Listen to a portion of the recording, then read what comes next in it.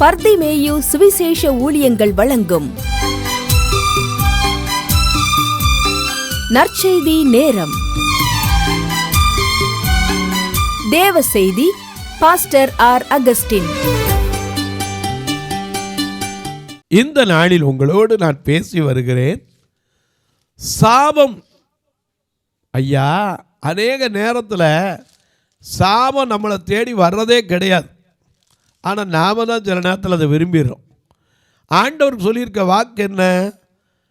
ஐயா, இஸ்ரவேலுக்கு விரோதமாக மந்திரமும் கிடையாது, குறியும் கிடையாது. யாக்கோபுக்கு விரோதமான மந்திரமும் இல்லை, இஸ்ரவேலுக்கு விரோதமான குறியும் இல்லைன்னு இருக்கார்.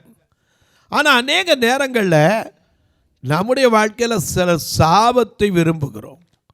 அதனால தான் வேதம் அழகாக சொல்லுது. உங்கள் சங்கீத புஸ்தகத்தை எங்கே இருந்தாலும் 109ஆம் சங்கீதத்தில் 17வது வசனத்தை எல்லாரும் கையில் எங்கே இருந்தாலும் தேடி கையில் எடுப்பீங்களா? ஹேண்ட்பேக்கில் இருந்தாலும், கட்டில் இருந்தாலும், படுக்கையில் இருந்தாலும், காரில் இருந்தாலும் தேடி கையில் எடுப்பீங்களா? ஆண்டவர் என்ன செய்தார்? சாபங்கள் போக்கி விட்டார், பாபங்கள் நீக்கி விட்டார், சாபங்கள் போக்கி விட்டார், சாபங்கள் நீக்கி விட்டார். இயேசுவின் தழும்புகளா, இயேசுவின் தழும்புகளா, நான் சுகமானே சுகமானே, நான் சுகமானே சுகமானே. கிறிஸ்துவுக்குள் வாழும் எனக்கு எப்போதும் வெற்றி உண்டு. கிறிஸ்துவுக்குள் வாழும் நமக்கு எப்போதும் வெற்றி உண்டு.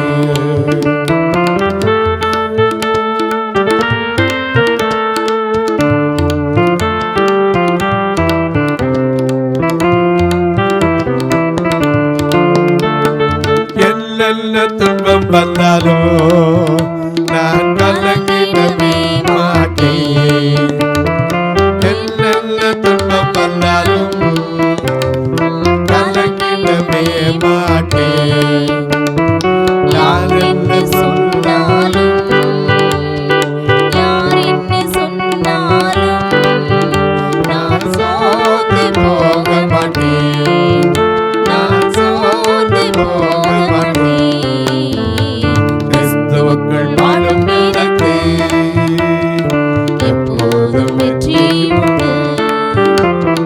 கிறிஸ்துவுக்குள் வாழும் நமக்கு எப்போதும் வெற்றி உண்டு. வெற்றி வெற்றி வெற்றி வெற்றி வெற்றி வெற்றி வெற்றி வெற்றி வெற்றி வெற்றி வெற்றி வெற்றி வெற்றி வெற்றி வெற்றி வெற்றி. 109ஆம் சங்கீதம் 17ஆம் வசனம். சாபத்தை விரும்பினான், நிச்சயமா அவனுக்கு வரும். பார்வோன் சாபத்தை விரும்பினான். சொல்றான், என் ஜனங்களை ஆராதிக்க போக விடாதிருந்தானால் கர்த்தர் யாருன்னு காமிப்பார்ப்பா.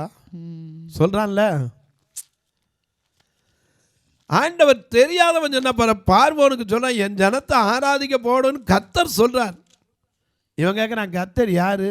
கர்த்தர் யாருங்கிறத காமிக்கணும்ல. சாபத்தை போக்குகிறவர்.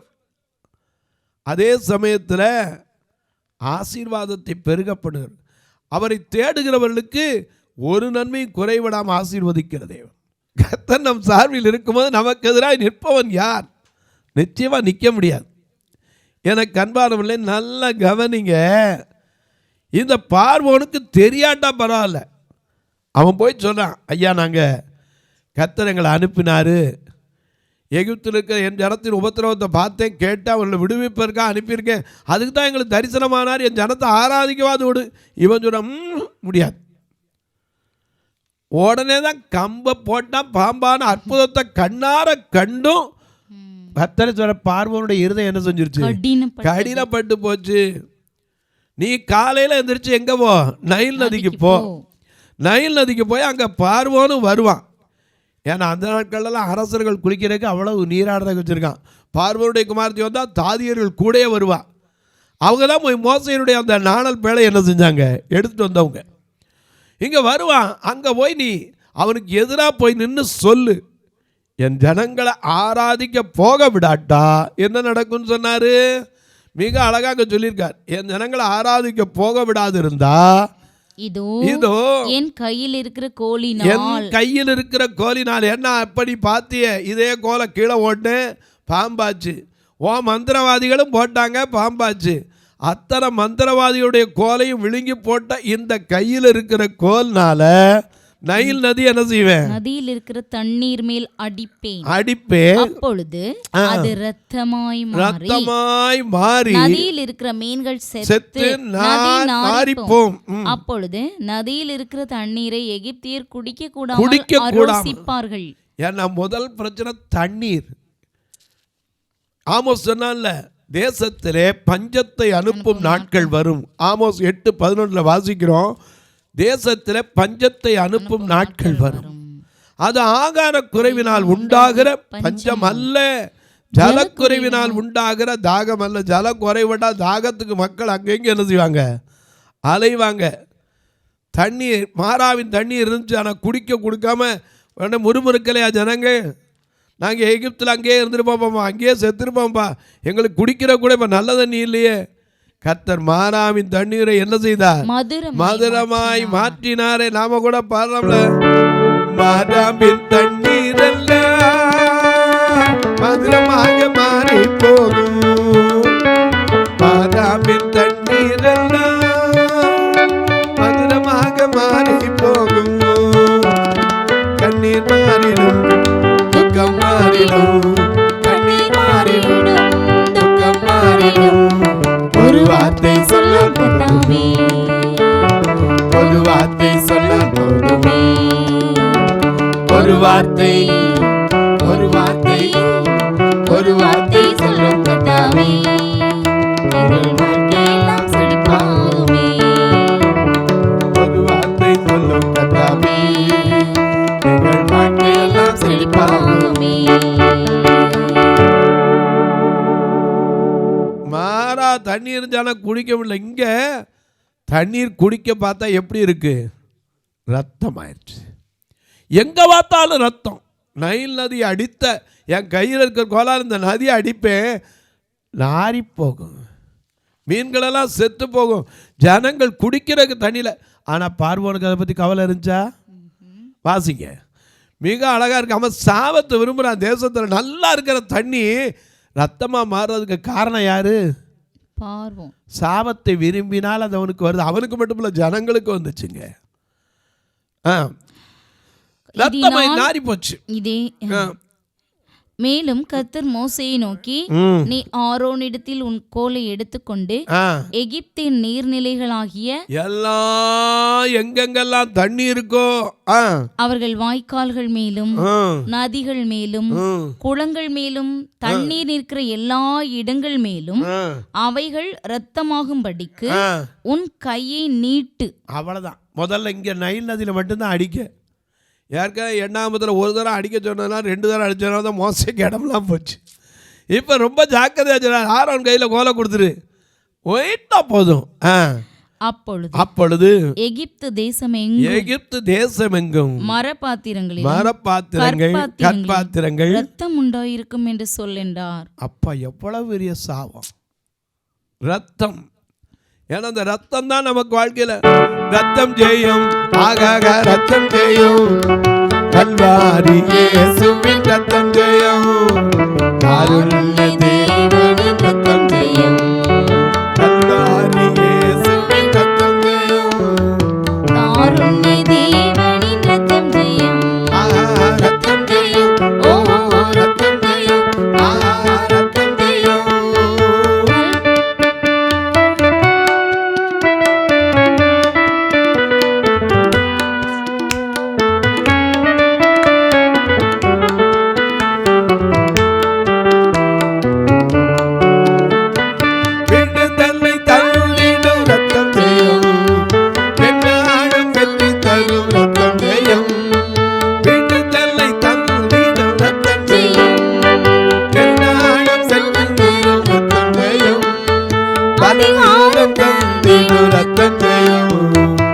அதிசயம் செய்திடும் ரத்தம் ஜெயம், அதிகாரம் தந்திடும் ரத்தம் ஜெயம், அதிசயம் செய்திடும் ரத்தம் ஜெயம், ரத்தம் ஜெயம், ஓ ரத்தம் ஜெயம், ரத்தம் ஜெயம், ஓ ரத்தம் ஜெயம், கல்வாரி இயேசுவின் ரத்தம் ஜெயம், காருண்ய தேவனின் ரத்தம் ஜெயம், கல்வாரி இயேசுவின் ரத்தம் ஜெயம், காருண்ய தேவனின் ரத்தம் ஜெயம். பீலையாம் காலத்துல காளைகளை கொண்டு வந்து ஆட்டுக்கடாக்களை வந்து ரத்தமா அங்கே வச்ச ரத்த ஆற ஓட வச்சான். ஆனா அவங்கள சபிக்க முடிஞ்சா? இல்ல, ஆட்டு தேவன் ரத்த சபிக்காத, தேவன் சபிக்காதவரை மனுஷன் என்ன செய்ய முடியாது, சபிக்கவே முடியாது. இங்க பார்க்கிறோம், பார்வோனுடைய கையினால குளம், குட்டை, மரப்பாத்திரம், கல்பாத்திரம் எல்லாம் ரத்தம். எங்க பார்த்தாலும் குடிக்கிறதுக்கு என்ன இல்லை, தண்ணீர் இல்லை. வாசிங்க, எங்க பார்த்தாலும் ஒரே ரத்தம். ஆண்டவர் உடனே பார்வோனுடைய இருதயம் கொஞ்சம் அப்பப்போ கடினப்படும், லகுவும் படும். பார்வோனுடைய இருதயத்தில் பார்த்தா எங்க பார்த்தாலும் தண்ணி, ஜனங்கள் எகிப்தில் எங்க பார்த்தாலும் குடிக்கிற தண்ணியெல்லாம் அலைஞ்சு திரிய வேண்டும். கர்த்தர் கட்டளையிட்டபடி மோசேயும் பார்வோனும் செய்தார்கள். மோசேயும் ஆரோனும் பார்த்தீங்களா, பார்வோன் இல்லை, ஆரோனும் செய்தார்கள். பார்வோனுடைய கண்களுக்கு முன்பாக, பார்வோனுடைய கண்களுக்கு முன்பாகவும், அவன் ஊழியக்காரரின் கண்களுக்கு முன்பாகவும் கோலை ஓங்கி நதியில் உள்ள தண்ணீரை அடிக்க நதியில் உள்ள தண்ணீர் எல்லாம் ரத்தமாயிருச்சு, ரத்தமாய் மாறி போயிற்று. எப்படிங்க அற்புதம் பாருங்க. நதியில ஓடி வர தண்ணீர் மலையிலிருந்து ஓடியாருதும். ஏன்னா எங்கேருந்து பெறப்பட்டு இன்னைக்கு ஒவ்வொரு நதி எங்கேருந்து பெறப்படுது, குடகுலேருந்து பெறப்பட்டு காவேரி நதி ஓடி வருது.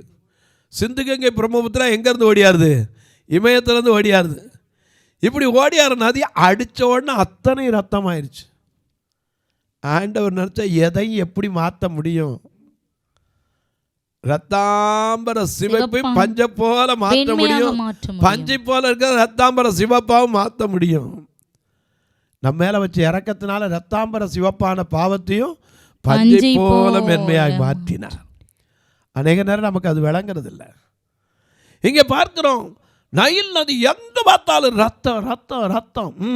வாசிங்க, அந்த ரத்தத்தை பார்த்தோன்னே நதியின் மீன்கள் செத்து தண்ணீர் நாரி போயிட்டு தண்ணீரை குடிக்க எகிப்தியருக்கு கூடாமல் போயிட்டு. எப்படி குடிக்க முடியும் ரத்தமா இருந்தா? எகிப்து தேசம் எங்கும் ரத்தமாய் இருந்தது. எங்க பார்த்தாலும் அந்த ரத்தம். எகிப்தின் மந்திரவாதிகளும் மந்திர வித்தையினால் அப்படி செய்தார்கள். நல்லா கவனிங்க, முதல் இப்போ கோலுக்கு எதிராக மந்திர வித்தை வந்துச்சு, இப்போ திரும்ப வருது. எகிப்தினுடைய மந்திரவாதிகளும் அப்படி செய்தார்கள். கர்த்தர் சொல்லி இருந்தபடி பார்வோனின் இருதயம் கடினப்பட்டது, அவர்களுக்கு செவி கொடாமல். அப்பவும் அவன் செவி கொடுக்கல. பார்வோன் இதையும் சிந்தியாமல் தன் வீட்டிற்கு திரும்பி அப்படியே சும்மா ரத்தமா இருக்கு, அதை பத்தி நமக்கு என்னன்னு போயிட்டான். நதியின் தண்ணீர் குடிக்க உதவாதபடியால் குடிக்கத்தக்க தண்ணீருக்காக எகிப்தியர் எல்லாரும் நதியோரத்தில் ஊற்று தோண்டினார்கள். அப்பதான் ஊத்து எப்ப இருந்து வந்துச்சுன்னா அப்பதான் ஊத்து வந்துச்சு. இன்னைக்கு பாருங்க, ஆத்துக்கிட்ட பக்கத்துல என்ன செய்வாங்க, ஊத்து வெட்டுவாங்க. ஆத்துக்கு தண்ணி இருக்காது, ஆனா ஊற்றுல என்ன செய்யும், அதான் பின்னாடி காலத்துல ஆத்துக்குள்ள ஊத்து வெட்டி ஆசையாக தண்ணி வந்து வீராண்டிய கட்ட காலத்தோட பாடினாங்க. ஊற்று தண்ணீரை நாமளும் பாடுறோம்ல, ஊற்று தண்ணீரே எந்தன் தேவனாவியே, ஜீவநதியே என்னில் பொங்கி பொங்கி வா, ஆசீர்வதியும் என் நேச கர்த்தரே, ஆசீர்வதியும் என் நேச கர்த்தரே, ஆவியின் வரங்களினால் என்னை நிரப்பும், ஆவியின் வரங்களினால் என்னை நிரப்பும், ஊற்று தண்ணீரே எங்கள் தேவனாவியே, ஜீவநதியே என்னில் பொங்கி பொங்கி வா. ஊற்று தோண்டினாங்க எகிப்தியர். வாசிங்க, கர்த்தர் நதி அடித்து 7 நாள் ஆயிற்று. 8ஆம் அதிகாரம்.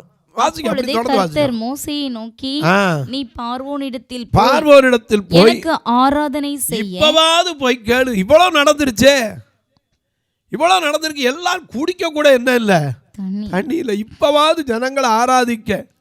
ஏன்னா கண்மலையை பிளந்து வனாந்தரத்தில் கர்த்தர் தம்முடைய ஜனத்தை தாகத்தை தீர்க்கிறவர். தாகமுள்ளவன் மேல் தண்ணீரையும் வறண்ட நிலத்தின் மேல் ஆறுகளையும் ஊற்றுகிறவர். இதோ ஒருவன் தாகமாய் இருந்தால் என்னிடத்திலிருந்து பானம் பண்ண கடவர் என்று யோவான் 7:37-38 சத்தமிட்டு அழைத்தவர். இவ்வளவு நடந்த பிறகு அந்த தண்ணீரை குறித்து கூட பார்ப்போம் சிந்திக்காம வீடு போயிட்டான். ஆண்டவர் மோசே என்ன சொல்றாரு, வாசிங்க திரும்ப 8ஆம் அதிகாரத்துல முதல் வசனத்திலிருந்து வாசிங்க. அப்பொழுது கர்த்தர் மோசேயை நோக்கி, நீ பார்வோனிடத்தில் போய் எனக்கு ஆராதனை செய்ய என் ஜனங்களை அனுப்பிவிடு. நீ அவர்களை அனுப்பிவிட மாட்டேன் என்பாயாகில் எல்லை அடங்கலையும் தவளையினால் வாதிப்பேன். அப்பா, இந்த தவளைக்காவது பார்வோன் திருந்தினானா? இல்ல. மந்திரவாதிகள் தான் அவங்க இன்னும் கொஞ்சம் தவளையை கிரியேட் பண்ணான்.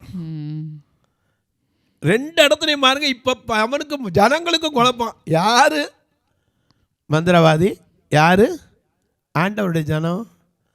ஆண்டவர் என் ஜனத்துக்கும் ஊழியம் செய்கிறவனுக்கும் செய்யாதவனுக்கும் வித்தியாசத்தை என்ன செய்வேன், காண்பிப்பேன்னார். கடைசியில் நீங்கள் வாசிக்கலாம் பேனு. 18ஆம் வசனம் வாசிங்க.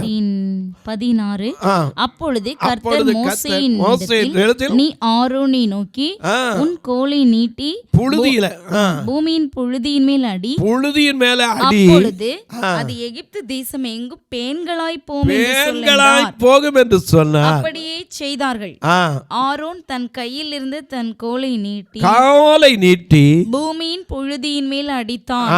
அப்பொழுது அது மனிதர் மேலும் மிருக ஜீவன்கள் மேலும் பேன்களாய் எகிப்து தேசம் எங்கும் பூமியின் புழுதி எல்லாம் பேன்களாயிற்று. மண்ணே கிடையாத அளவுக்கு அத்தனை பேனாகி போச்சு. மந்திரவாதிகளும் தங்கள் மந்திர வித்தையினால் பேன்களை பிறப்பிக்கும்படி பிரயத்தனம் செய்தார்கள். செய்தும் அவர்களால் கூடாமற் போயிற்று. உடனே அவங்க இது தேவனுடைய விரல். எனக்கு அன்பானுடைய சில நேரத்தில் நமக்கு தெரியும் எல்லாம் அங்கேயும் இருக்கு இங்கேயும் இருக்கு. கர்த்தர் வித்தியாசத்தை காண்பிப்பார். அதனால தான் நாம பாடுறோம், கர்த்தரை நம்பி ஜீவிப்போம், கவலை கஷ்டங்கள் தீர்ந்திடும், கைவிட காத்திடும் பரவலின் கரங்களை நாம் பற்றிக் கொள்வோம்.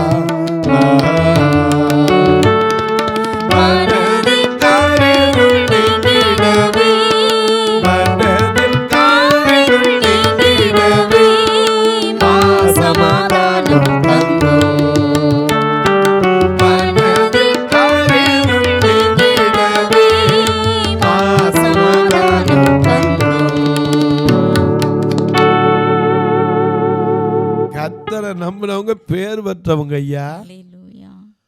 ஒரு நாளும் கைவிடுறவர் இல்லை. உனக்கு எதிராக மந்திரம் உருவாக்கலாம். அவனும் இப்படித்தான் செய்யறான், இவனும் அப்படித்தான், அங்கேயும் அப்படித்தான் நடக்குது. ஒரு சின்ன காரியத்தை சொல்ல, ஒரு சமயத்தில் ஒரு போதகர் ஊழியம் செய்தார். உருண்டு பிறண்டு 20 வருஷம் 30 வருஷம் ஊழியம் செஞ்சால் ஆத்மா 40 தான் இருந்துச்சு. அவருக்கு உடனே என்ன இவ்வளோ பாடுபட்டு 50 ஆத்மா தானே வருது, இன்னும் வரலையேண்ணா. திடீர்னு ஒரு சகோதரி வந்தாங்க. அவங்க தீர்க்க தரிசனம், திடீர்னு ஆவியின் அபிஷேகம் அது இது நாங்கள் பார்த்தா 1 வருஷத்தில் 2 வருஷத்துலேயே 3000 பேருக்கு மேலே வந்துருச்சு.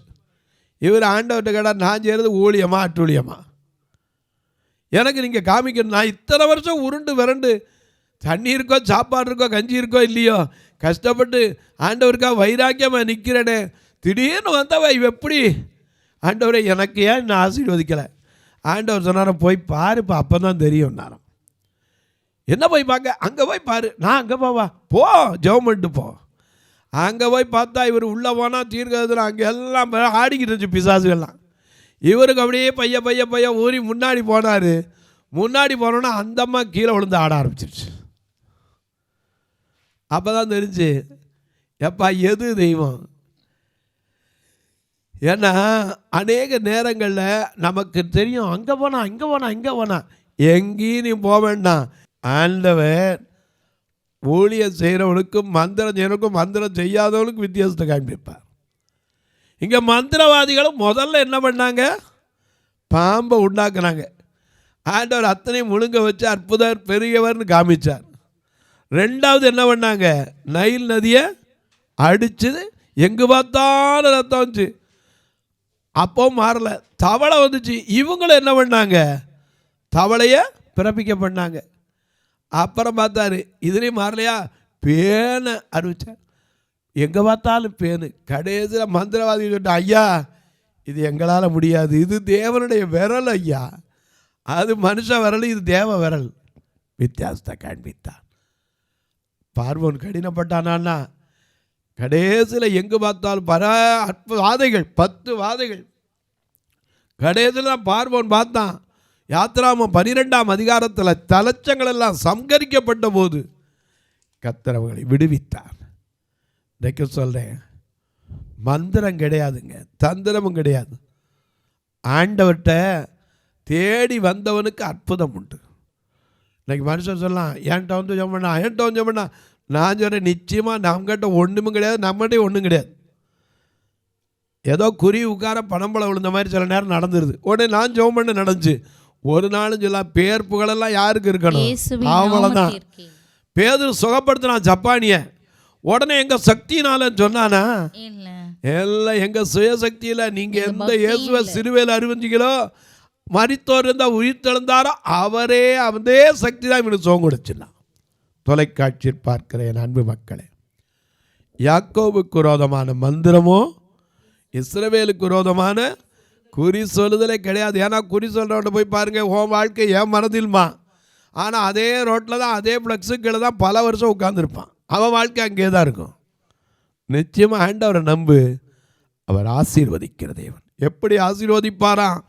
மல்கியா 3:10 வானத்தின் பலகணிகளை திறந்து இடங்கொள்ளாமல் போகுமட்டும் உங்கள் மேல் ஆசீர்வாதத்தை வர்ஷிக்கப்பட மாட்டேனோ என்று என்னை சோதித்து பாருங்க என்னார். நாம் முழு இருதயத்தோடு கை கொள்றோமா இல்லையாங்கிறதுக்கு நம்மளையும் சோதிச்சு பார்ப்பார். நாம் ஒரு அற்புதம் அடையாளம் ஒருத்தன் சொன்ன உடனே அவனுக்கு பின்னால் ஓடி போயிடக்கூடாது, ஆண்டவர் விட்டுறக்கூடாது. தொலைக்காட்சியில் பார்க்கிற என் அன்பு மக்களே, நீங்களும் இந்த ஊழியத்தை பார்க்குறீங்க, ஒரு வார்த்தை ஜெபம் பண்ணுங்க. தொடர்ந்து வருவதற்கு, இதன் தேவைகள் சந்திக்கப்படுவதற்கு ஜெபம் பண்ணுங்க. எத்தனையோ தேவைகள் உண்டு எங்கள் சபையில், வந்து பாருங்கள். சொல்கிறேன், ஆண்கள் இருக்கிறாங்க, ஒரு ரூமில் அடைஞ்சு போய் நிறைய உட்காந்துருக்காங்க. திருநெல்வேலிலாம் இன்னொரு அரை கட்ட கூட இன்னும் முடியாமல் அதுக்குள்ளே நெருக்கி உட்காந்துக்கிட்டு இருக்காங்க. இதில் வயதான பெண்கள் வேறு, அவங்கள சர்ச்சில் தான் படுக்க வைக்கிறேன். எனக்கு பெரிய பாரம். சர்ச்சில் அவங்கள படுக்க வைக்கவே கூடாது. ஏன்னா அது தேவன் உலாவுகிற இடம். அவங்களுக்கு ஒரு இன்னொரு அரை கட்டணும், அதுக்காக நீங்கள் ஜெபம் பண்ணுங்க. எனக்கு அன்பானவர்களே, இன்னும் சொல்லப்போனால் பார்வையற்ற செத்தா கூட யாரும் சொந்தக்காரன் மனசார வர்றதில்லை. ஞாயிற்றுக்கிழமை வந்தீங்கன்னா ஒரு ஞாயிற்றுக்கிழமை கூட நான் யாரையும் சாப்பிடாமல் அனுப்புறதில்லை. உங்கள் பிறந்த நாள், திருமண நாள் போன்ற நல்ல நாட்களிலே ஒரு உணவு கொடுக்க உதவலாம். இந்த ஆத்துமாக்களை அழைத்து வர்றதுக்கு வேன் வாடகைக்கு உதவலாம். அது மட்டும் இல்லை, எத்தனையோ கட்டுமான பணி இருக்குது, அதற்கு உதவலாம். இந்த பார்வையற்றோர் கண்ணா உதவுற ஊன்றுகோல், ஒரு நல்ல துணிமணி கொடுக்குறக்கோ உதவலாம். ஒருவேளை ஐயா நான் தொழில் செய்கிறாள், என் தொழில் என்ன செய்யலாம்? ஒருத்தர் இப்படி தான் பொள்ளாச்சியில் இருக்கார். அவர் தொழில் சீரகம், பெருஞ்சீரகம், சின்ன சீரகம், வெந்தயம், கடுகு இதெல்லாம் செய்கிறவர். அதில் அதை வியாபாரம் பண்ணுவார். மாதம் இந்த குடும்பங்களில் கிட்டத்தட்ட 100-200 குடும்பத்துக்கு சீரகம், மிளகு, வெந்தயம், பெருஞ்சீரகம், சின்ன சீரகம், கடுகு, இன்னும் சொல்லப்போனால் மல்லி இதெல்லாம் கொடுத்துட்டு வரார். நீங்களும் உங்கள் தொழிலிருந்து கூட கத்தரி ஏவினால் இந்த குடும்பங்களுக்கு உதவலாம். ஆனால் கட்டாயமல்ல, விசலமாக இல்லை. ஐயா நாங்கள் இந்த ஊழியத்தாங்கன்னா என்ன செய்கிறது, எப்படி வர்றது? தூரத்தில் இருக்க ஐயா, இதை ஃபோன் நம்பர், ஜிபே, ஃபோன்பே எல்லாம் உண்டு. நீங்கள் தொடர்பு கொள்ளலாம். வந்து பார்க்க விரும்பினா தாராளம் வரலாம். உங்கள் ஜெபக்காரி எது இருந்தாலும் காலை 10லேருந்து 5 மணிக்குள்ளே சொல்லலாம். இப்போ உங்களுக்காக ஜெபிக்கட்டுமா? நல்ல பிதாவே, நன்றியோடு துதிக்கிறோம் சுவாமி. சாபத்தை விரும்பினால் அது அவனுக்கு வரும். ஆசீர்வாதத்தை விரும்பாமல் போனால் அது அவனுக்கு தூரமாய் போகும். ஒரு பார்வோன் ஆசீர்வாதத்தை சொன்ன மோசே என்னுடைய செவிக்கு கேட்கவே இல்லை. என் ஜனத்தை ஆராதிக்க போக விட வேண்டும் என்று சொன்னான். அப்படி சொல்லியிருந்தா இந்த எகிப்தின் நிலைமையே மாறி இருந்திருக்கும். ஆனால் அவன் இருக்க பிடித்தவர்களை வைத்து ஒடுக்கினான். அப்படி ஒடுக்கினதுனால ஐயா, கடைசியில் அவனே போங்க விரட்டுற அளவுக்கு கர்த்தர் அவனை மாற்றினார். இன்றைக்கும் மந்திர தந்திரத்தினால, செய்வினை பில்லிசூனிய கட்டுக்களினால என் தொழில் பாதிக்கப்பட்டுச்சு, என் குடும்பம் பாதிக்கப்பட்டிருக்கு, என் சரீர சுகபலன் பாதிக்கப்பட்டிருக்கிறது. ஐயோ, எனக்கு யாரோ செஞ்சா கைகால் விளங்கலை. பாரத்தோட உட்கார்ந்து கேட்டுக்கிட்டு இருக்கீங்களா? கர்த்தர்ட்ட சொல்லுங்க, மரத்திலே தூக்கப்பட்ட எவனும் சபிக்கப்பட்டவன் என்று எழுதியிருக்கிறபடி, கலாத்தியர் 3:13 படி அவர் நமக்காக சாபமானார். அந்த சாபத்தை போக்கிவிட்டார், பாவத்தை நீக்கிவிட்டார், நமக்கு சமாதானத்தை உண்டு பண்ணும் ஆக்கினை அவர் மேல் வந்து விட்டது. அவருடைய தழும்புகளா நீங்க குணமாவீங்கன்னு விசுவாசத்தோட ஆண்டவரே என்னை குணமாக்குங்கன்னு கேளுங்க, அற்புதம் செய்வார். அன்பின் பரலோக பிதாவே, ஆசீர்வதிக்கப்பட்ட இந்த நல்ல நாளிலே மந்திர தந்திரங்கள் அநேகர் இன்றைக்கு உலகத்தில் கடைசி காலம் இப்படிப்பட்ட காரியங்கள் எல்லாம் கேள்விப்படுவீர்கள் என்று இயேசு சொன்னீரே, அதை கேள்விப்படுகிறோம் சுவாமி. ஆனாலும் நாங்கள் எப்போதும் எச்சரிக்கையாக இருக்க, ஒரு நாள் கிறிஸ்து வருவார். கிறிஸ்துவுக்குள்ளாய் நிற்கிறவர்களுக்கும் ஐயா ஊழியம் செய்தவர்களுக்கும் செய்யாதவர்களுக்கும் கூட வித்தியாசத்தை காண்பிக்கிற நாள் வரும். அதுவரை பொறுமையோடு காத்திருக்க என்னை எங்களை தகுதிப்படுத்தும்.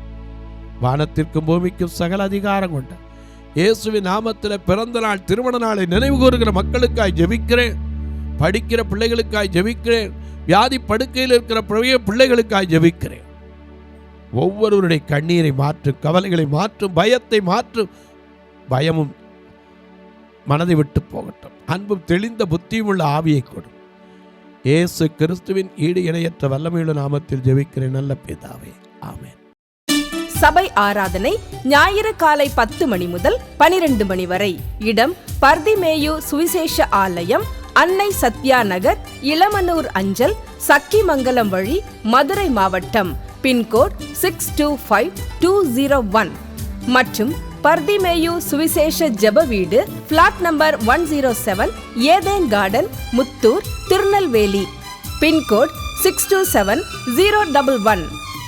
சிறப்பு உபவாச கூட்டம் ஒவ்வொரு மாதமும் 2வது சனிக்கிழமை காலை 10 மணி முதல் 1 மணி வரை நாகர்கோவில் YMCA ஹாலில் வைத்து நடைபெறுகிறது. மற்றும் ஒவ்வொரு மாதமும் 4வது சனிக்கிழமை காலை 10 மணி முதல் 1 மணி வரை திருநெல்வேலி புதிய பேருந்து நிலையம் அருகில் உள்ள கிரேஸ் ஹாலில் வைத்து நடைபெறுகிறது. எங்கள் எல்லா ஆராதனைகளிலும் கலந்து கொண்டு தேவனை மகிமைப்படுத்த அன்பாய் அழைக்கிறோம். உங்கள் உதாரத்துவமான காணிக்கைகளினால் இவ்வூழியத்தை தாங்க விரும்பினால் R. Augustine, account number 5021364331, IFSC code IDIB 000B066, Indian bank, BP Kulam, Madurai. GPay number 98421819117, BGM ministries மற்றும் 9442559772, பிளைண்ட் மினிஸ்ட்ரீஸ் அகஸ்டின். உங்கள் தொடர்புக்கு பாஸ்டர் R. அகஸ்டின், பர்திமேயு சுவிசேஷ ஊழியங்கள், நாகமலை, புதுக்கோட்டை, மதுரை 625019. தொலைபேசி எண்கள் 9842181917 மற்றும் 9442559772. கர்த்தர் தாமே உங்களை ஆசீர்வதிப்பாராக.